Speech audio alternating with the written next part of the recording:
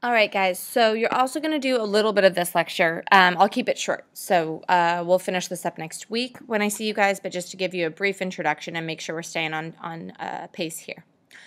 So this is also chapter 2, because we're going to look, at all of the early colonization, and we've been focusing on Jamestown because it was the first colony, but we're going to move up and really focus on the Puritans.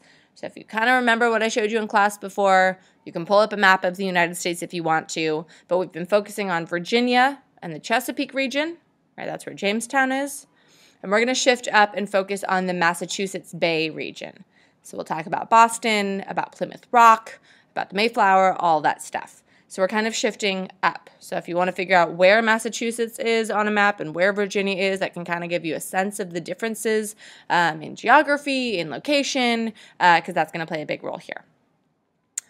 So we're really going to talk about Puritanism. So Puritans will emerge in response to the Protestant Reformation. That's what I'm looking for. And the Protestant Reformation, of course, like we talked about, divides the Catholic Church, right? So you have Protestantism develop, which can encapsulate, Calvinism and Lutheranism and all these different branches that break away from the Catholic Church. Now, in general, we're going to be focusing on the Puritans of New England. And the Puritans believe that the church needs to be purified. They wanted to eliminate the offensive features of Catholicism, like, in their minds, the church hierarchy, overly opulent Catholic rituals. They really wanted to emphasize the individual's relationship with God. And so they want to, the Puritans of England in particular, want to make the English church thoroughly Protestant. So just in terms of timeline too, so Queen Elizabeth dies in 1603. Protestantism was part of the national identity. James I will take over from her, and James will authorize a new translation of the Bible, which is where we get the King James Version into, so we get it in English, it's in the vernacular, people get to read it. Charles I comes after James. He's not super receptive to Puritan reforms. He tends to favor Catholics a little bit. He actually gives that land grant for Maryland, which he was hoping is a Catholic refuge. And then in 1629, Charles dissolves Parliament altogether. So this is going to be a big catalyst for Puritans to begin moving to the New World. Now, I just included these on here because they make me happy. Puritans are super strict, right? So these are Puritan Valentines. So I thought to write you a love poem, and for that thought I've beaten myself rough with a rough branch each night hence. Roses are red, violets are blue, and neither are useful or necessary at all. Would you be my necessary vessel of procreation and nothing more? And you've bewitched me. There's no other explanation for the gophers in my garden. So as we'll see, Puritans are very tight-laced, very strict, and don't like to have fun very often. So Puritanism. Puritanism comes out of Calvinism, so they believe deeply in predestination. Right? This is this idea that God, before creating the world, already decided which human souls would receive eternal life and which would not. Nothing a person does in their life could alter God's choice. And so what I always asked was like, well, if there's nothing you can do to get yourself into heaven, then like, why try to be good and lead this whole godly life and whatnot? And basically, it's all kind of like this game of show, right? The idea is that if a person lived a rigorous godly life and constantly won the daily battle against sinful temptations, that behavior was likely an indicator or a sign that they were one of the chosen few for sainthood. So if you were living a godly life, that's probably because that was God's plan for you, and therefore God was planning on saving you, if that kind of makes sense. So that behavior is a sign of you being a saint. Now, Puritanism, one of the big things to remember here is that the Puritans are just wanting to purify the Church of England. That's where they get that name.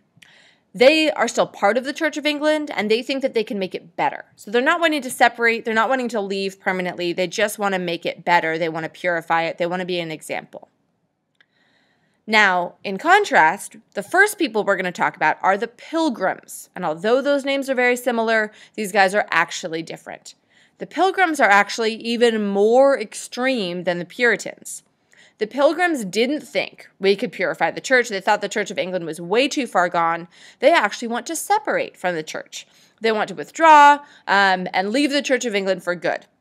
So they actually move out of England in 1608. They moved to Holland because they're like, there's no way England is never going to be successful. This is all going to be terrible. And so they want to go and build a new orderly version of what it means to have a perfect society. And so they want to separate. And so their goal is to get to the New World, right? Because if they can make it to the New World, then they can live exactly how they want to live. They don't have to be under the rule of England. They're really excited about it. So finally, by 1620, they obtained permission to settle on several land grants from the Virginia Company. Now, they make it there in 1620, and of course they come over on the Mayflower, right? That's where we get this famous ship. There's 102 settlers on the original Mayflower. The trip over is pretty brutal. There was a lot of disease going around. A lot of people were really seasick. Part of this is because they weren't actually on a passenger ship. They were on a cargo ship, and so they were just under, it was a very rocky and bumpy ride. The water that they had brought ends up actually going bad, so the entire time, the only thing that they're drinking is beer. Everyone was allocated 1 gallon of beer per person per day, even to children.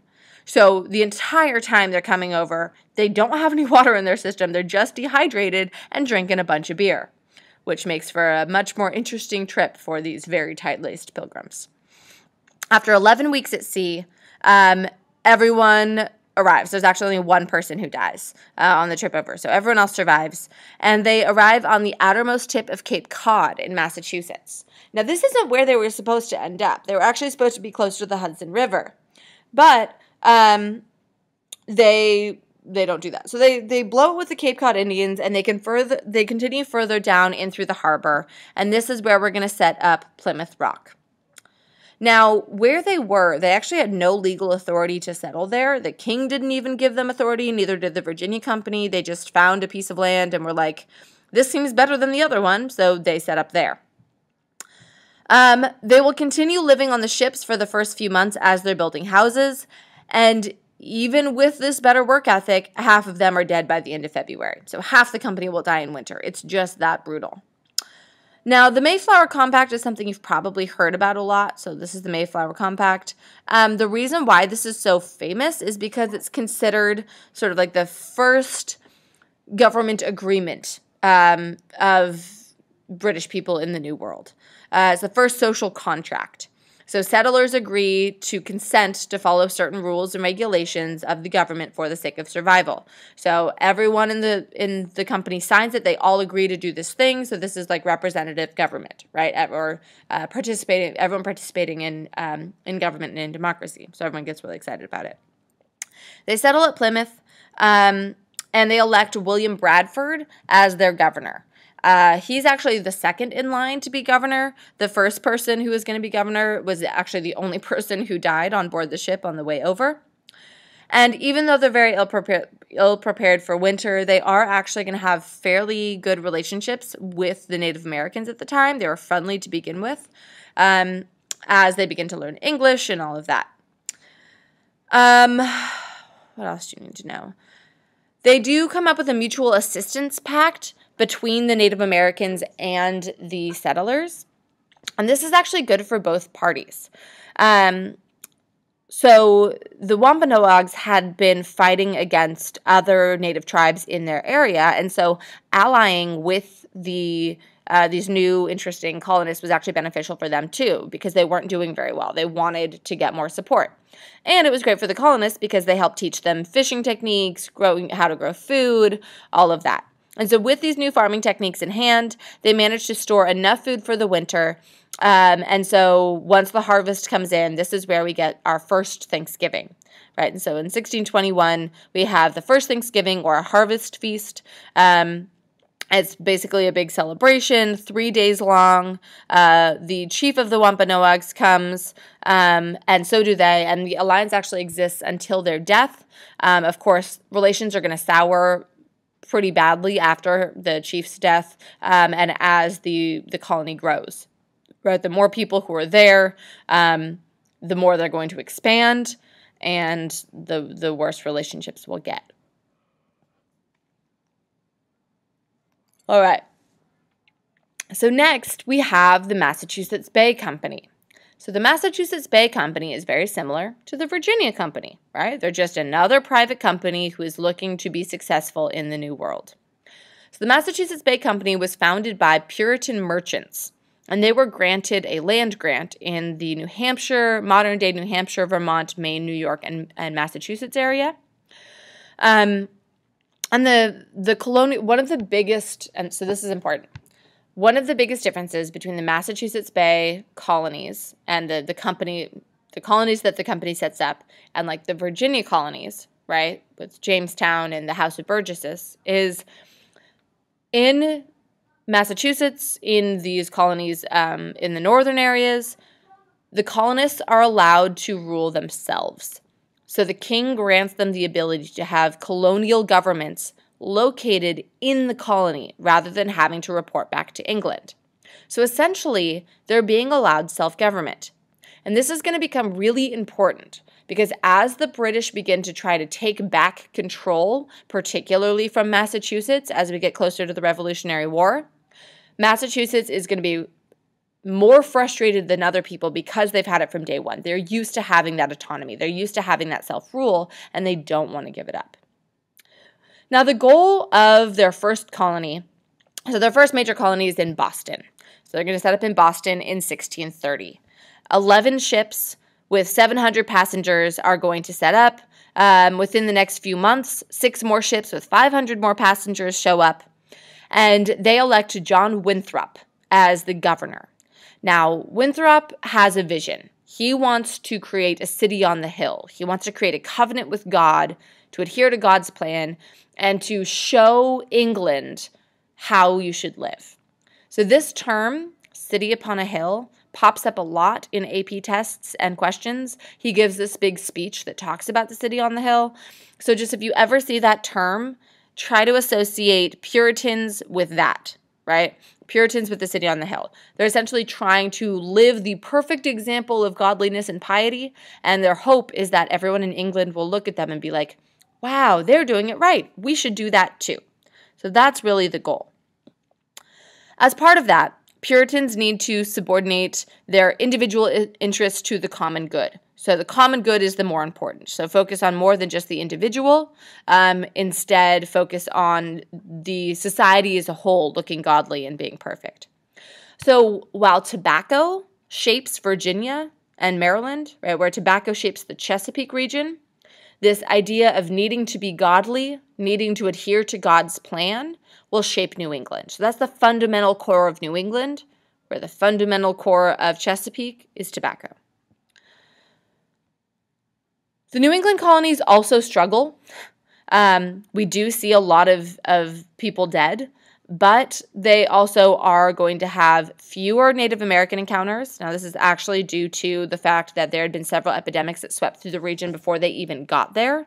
So most of the tribes had been exterminated by an epidemic in the decade before. But we're still going to see, a lot of death. In the first year, 200 people will die, and 200 people are like, yeah, no, that was a bad idea. We hate it here. We're going back home. But within the first 10 years, we do have 20,000 new settlers come. There's a ship every year bringing people. So the colony is going to grow quickly and rapidly because of the sheer number of people and the people who are coming over with a Puritan work ethic where they really want to set up and be this perfect example. So they need to build houses and grow food and create this perfect society. New England society as a whole is defined by the 3 main cores, which is family, church, and community. Church very much at the center of all of that. And by 1640, New England will also have one of the highest preacher-to-population ratios in anywhere in the New World. So anywhere in America, the Americas as a whole. There's a lot of preachers per population. There's a lot of, so the last part of this is We see a lot of people, settling in small little towns throughout the area. They tend to stay close to water so they can have access to things. And so this is really where we're going to begin to see ports develop in the coastal regions. And again, the work here is also going to be very different. So while we have in Chesapeake, a lot of the work is going to be done with more coercion, and it's all indentured servitude and eventually slavery. In New England, everything is defined by these institutions, right? And we have families working together, and we have sort of this group work and community work trying to build something, which is part of why they're going to grow and be stable more quickly than Virginia. And then just, for that contrast too, we do have plenty of families and plenty of women in New England. So it's also going to be easier for them to grow internally versus externally. But women and children are nearly as rare in Chesapeake as atheists are in Boston, right? So you sort of have this contrast in terms of where the value systems are. So who were they? We've looked at physical differences, but most of the types of people coming over, we really see many more middle-class people heading to New England than we do to Virginia. So the Virginians, right, which it starts with Jamestown but spreads throughout all of Virginia, the Virginians tend to be single men or indentured servants or lower-class people, right, people who tend to they're not coming over as families. They tend to come over as single people. Miles Barrett, please come to the office. Miles Barrett, please come to the office. Hope you went to the office, Miles. So we tend to see, individual people coming over, right? Most people are going to pay their own way, and mostly we're seeing families. And these families also have trades. So we have farmers, we have carpenters, we have tailors and textile workers and shoemakers and blacksmiths. And this is one of the biggest differences. We have the middle-class families versus the individual unskilled laborers. All right, so society. How does society develop?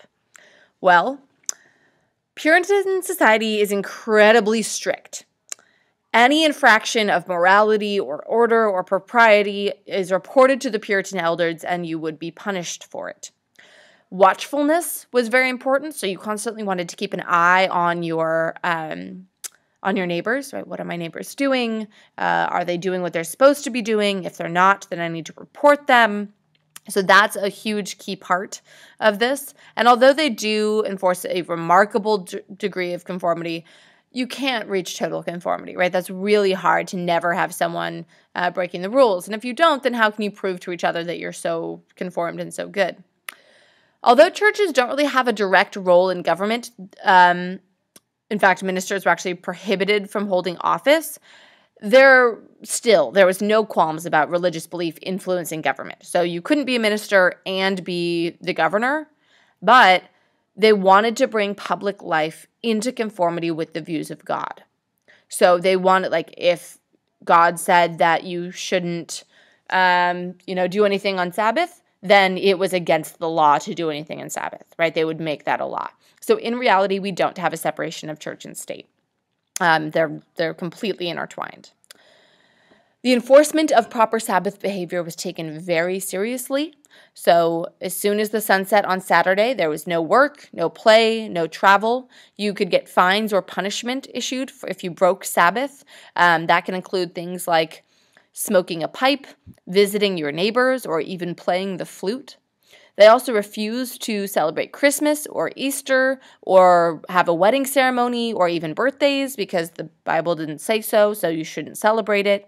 And they prohibit elaborate or colorful clothing. So no lace, no short sleeves. Examine yourself. Do you have any skin showing? Are your forearms showing? Are your ankles showing? Do you have bright colors on? If so, you would be breaking Puritan tradition, right? You would get in trouble for that because you're not supposed to. All right. In line with this, right, you're also not going to be able to have all that much fun. You don't get to play cards. There's no dice, no shuffleboard, no games of chance, no music, no dancing, because all of these things could promote people to a tendency of evil, right? So that would be so dangerous. We couldn't have any of those things. this goes so far, so you can actually see, right? So one of the quotes here is, mixed or promiscuous dancing of men and women could not be tolerated, since the unchaste touches and gesticulations used by dancers have a palpable tendency to that which is evil. So basically, men and women cannot dance together because even the slightest touch of their hands together could, or the subtle gesticulations, the way they move, could force people to evil, right? Could make them sin. And so they had to be very, very, very strict. Now, with these Puritan values, if you broke them, you would definitely be punished for it. And that's really something that we're going to see as a theme here. They do have this high value on family. They do value the role of woman as mother and caretaker. So there's this theory that men and women are equal before God. But of course, in practice, that's not necessarily true. And so one of the things that I find really interesting with the Puritans as a whole is this strictness of Puritan society sort of counters what they were trying to get away from, right? They left because they felt like they didn't have a place, like their religion wasn't being respected or tolerated, and they wanted to show how wonderful it could be. But there is absolutely no religious toleration within Puritan society. They do not tolerate any political or religious dissidents, right? Even anyone who is devoutly religious but just slightly believes in a minor different interpretation of the Bible. Unless you believed exactly what they believed, you would be exiled from the area. So even though we talk a lot about them looking for religious freedom and coming here for religious freedom, Puritans don't allow religious freedom within the Puritan community. It is incredibly, incredibly strict. And we will take a closer look at that when I get back and when you guys get back from the weekend. So I'll see you guys on Monday. You're done for the day. Make sure you get all this finished up and have a good weekend. I'll see you guys on Monday.